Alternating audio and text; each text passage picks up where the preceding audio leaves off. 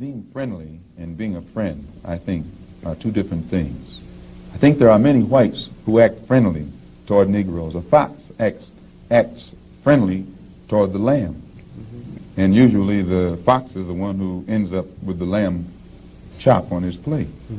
The wolf doesn't act friendly, and therefore the wolf has more difficulty in getting the lamb chop in his plate. I'd like to point out, though, that... And I say that because it is usually if you study the structure of the Negro community, economically, politically, civically, psychologically, and otherwise, it's controlled by the white liberal, who usually poses as the friend of the Negro, who actually differs from the white conservative in the same way that the fox differs from the wolf. Their appetite is the same. Their motives are the same. It's only their mannerisms and methods that differ. I would agree that no doubt there have been a large number of whites who have posed as liberals and as friends of the Negro and who have time and again betrayed the Negro.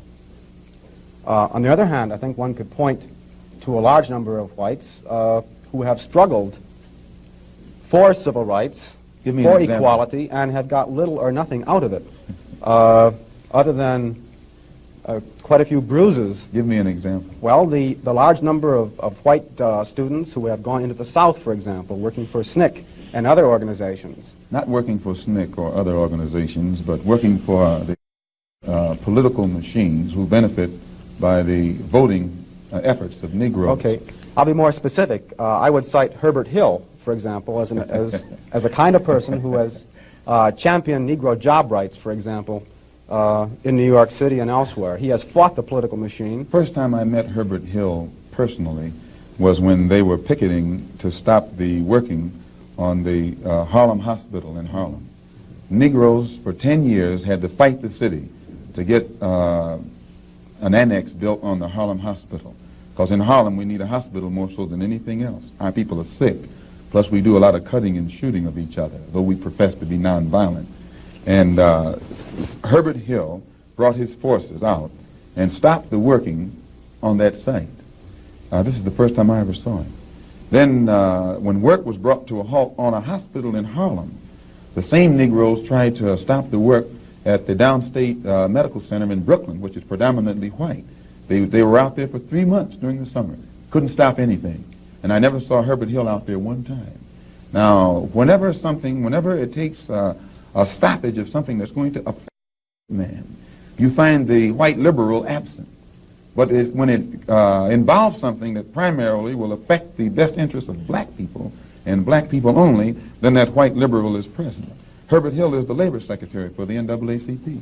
And if he was interested in black people, he would prepare a black man with the type of knowledge and understanding of the labor troubles involving black people that would enable a black man to sit in the same position as Secretary of Labor or Labor Secretary in the NAACP. I'm suspicious of whites who join Negroes and always have to be in the lead, who always have to be the head, who always have to be at the top in Negro organizations. Those whites who really have the interest of blacks at heart, let them give some advice to some Negroes and stand on the sideline. But don't join the organization and then get at the head of it and pose as a friend of Negroes. Well, I would defend his sincerity and his commitment. And more than that, I would say that just because a person is a Negro or a black American does not mean he's going to struggle for Negro rights or for jobs for Negroes or anything else. I think that today you could point to a large number of Negro leaders who have consistently betrayed Negroes in a whole host of areas. They aren't really Negro leaders. These are puppets that have been put in front of the Negro community by white liberals. These are parrots that have been put in front of the Negro community by white liberals. You can't name me a Negro leader who